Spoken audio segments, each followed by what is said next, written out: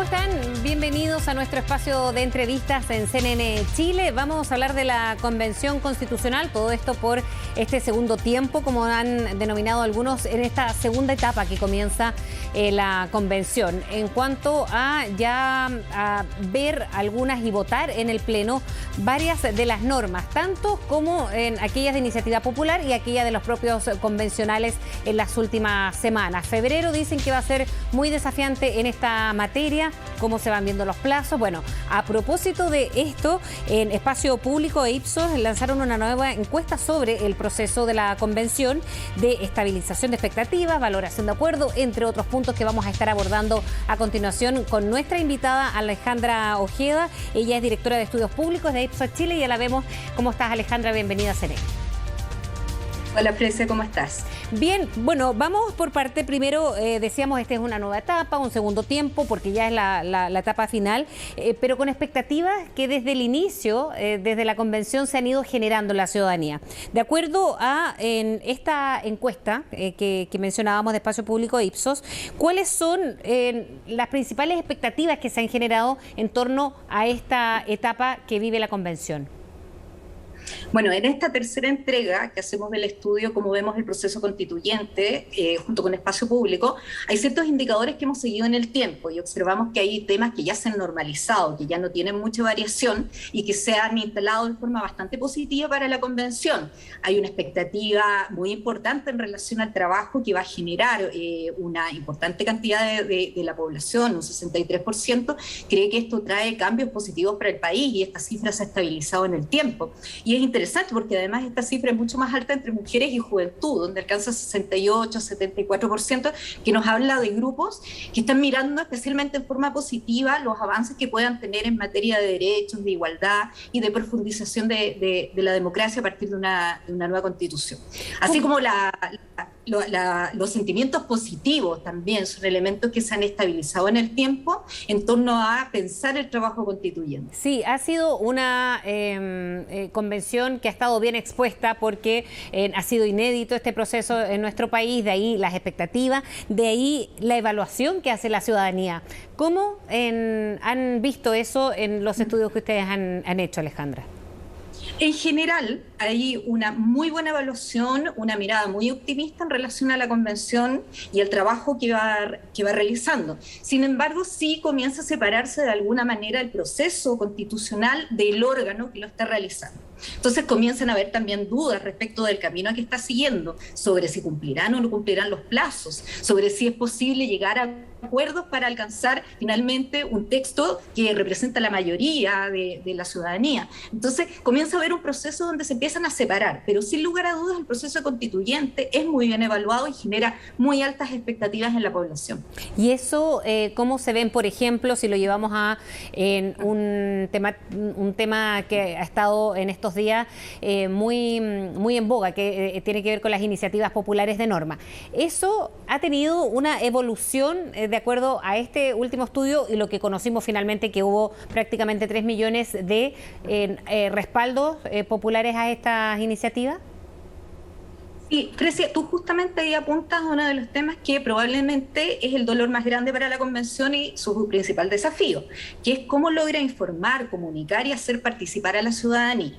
Cuando nosotros aplicamos este estudio a inicios de enero, solamente un 20% declaraba que sabía, que estaba en conocimiento sobre las iniciativas populares para poder adscribir, ¿no es cierto?, apoyar alguna de ellas. No se conocían en general los mecanismos y uno podría decir mayoritariamente la población no las ubicaba, no sabía de qué se trataba. Entonces, y aquí hay una clave importante, porque uno puede ver cómo las y los convencionales salieron masivamente a difundir las iniciativas populares, a hacer un llamado a la ciudadanía para votar, a establecer, a mostrar claramente cómo operaba el sistema. Y por el otro lado también una señal que resulta interesante, y es que el gobierno electo, pudimos ver varias de las personas ligadas al electo presidente Boric, salieron masivamente también y mostraban cuáles eran las iniciativas populares que ellos estaban apoyando o que hacían llamados. Entonces presentaban varias para que la ciudadanía pudiera elegir. Entonces hay una evolución que te demuestra que desde pasar un 20% que conocía de este tema a inicios de año,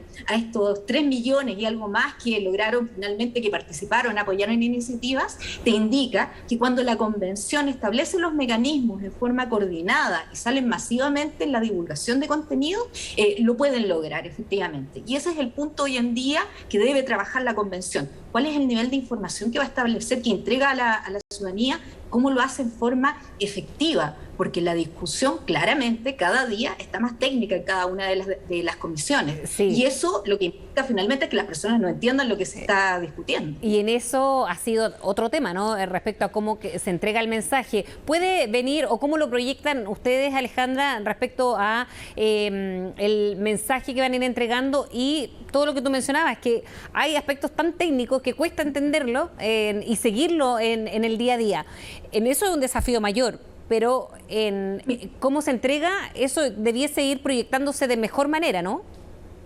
Sí, nuestra impresión es que la convención ha desarrollado desde los medios digitales que tiene, desde redes sociales, desde la página web, tiene un despliegue importante en materia informativa. Ahora hay un desafío importante para las y los convencionales, porque ellos han operado en esta semana distrital en general en el 1 a 1, en grupos que son de no mucha masividad, en encuentros con vecinos, con vecinas, ¿no es cierto? El problema es que el tiempo es corto y esto tiene un plebiscito ratificatorio, un plebiscito de salida que va a ser obligatorio.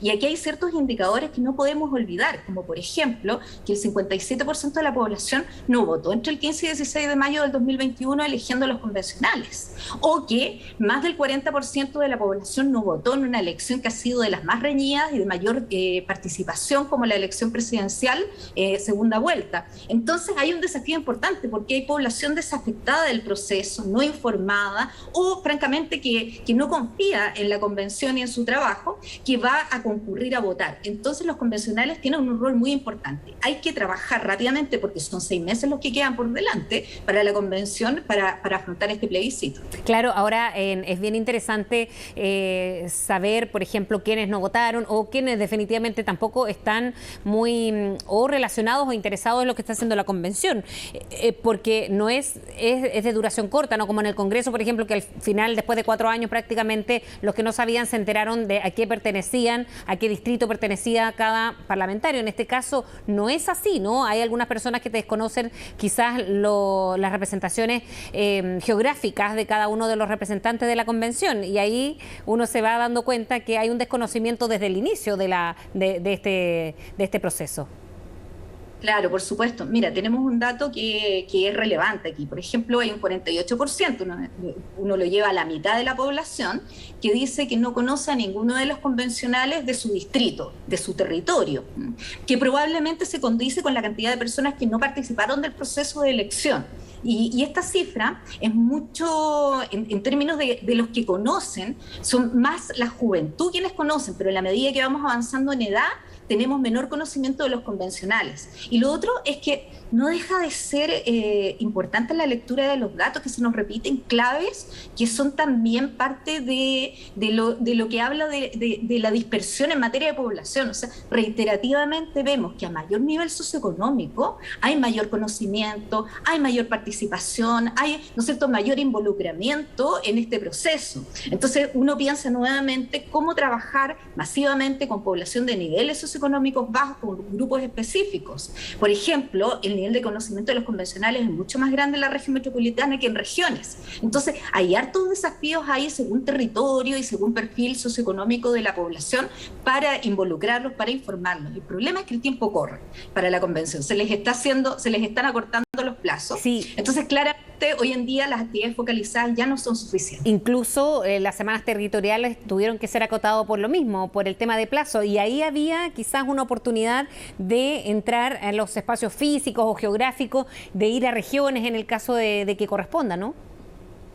Claro, efectivamente. Entonces aquí es importante, y esto se da en varios distritos, en varias circunscripciones, ¿no es cierto?, que los convencionales y las convencionales son capaces de coordinar actividades independientemente de la posición política del grupo que están representando, pero no es en todos lados. Entonces ahí tiene que haber un mandato y un liderazgo muy importante de la mesa directiva de este segundo tiempo en relación a cómo los organiza, cómo los ordena y cómo abordan territorios, pero en forma bastante más masiva de lo que se ha hecho hasta ahora.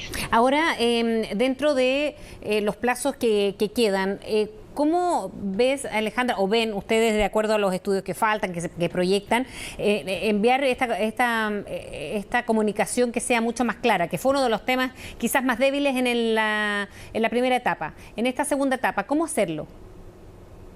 Sí, bueno, insistimos, son claves los convencionales, pero son claves también la difusión de los mecanismos que hoy día tienen en términos de información, que son muy buenos cuando uno examina y observa los contenidos. Además, hay un trabajo muy importante de actualización diaria. Si el problema es que claramente la discusión cada día es más técnica, entonces es más difícil de ser traducida. Una persona enfrentada al volumen de información que existe, incluso las personas que están más informadas o que están más relacionadas con áreas de información o campos políticos, le cuesta leer el volumen de información que hay. Entonces, lo que hay que trabajar son con dispositivos que sean claros, que sean eficientes, pero acotados, pero por sobre todo reforzar el enganche emocional, la conexión que puede tener la ciudadanía con el trabajo constituyente.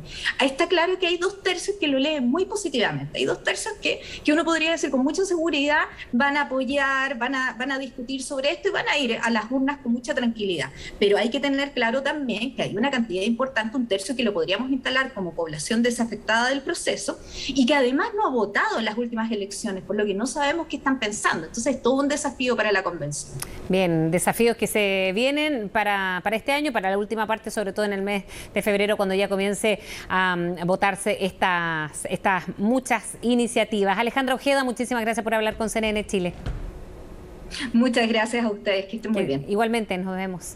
Bien, ahí desde Ipsos explicando cómo está viendo la ciudadanía o parte de ella este trabajo de la convención, ahora que se viene un segundo tiempo ya a partir de febrero y luego un plebiscito de salida donde va a ser, nos decía Alejandra Ojeda, muy relevante cómo se entrega el mensaje y el conocimiento que se vaya obteniendo de aquí al poco tiempo que le queda de funcionamiento a la Convención Constitucional. De esta manera terminamos este espacio de entrevistas en CNN Chile, pero los dejamos invitados a que siga en nuestra compañía. Nos vemos.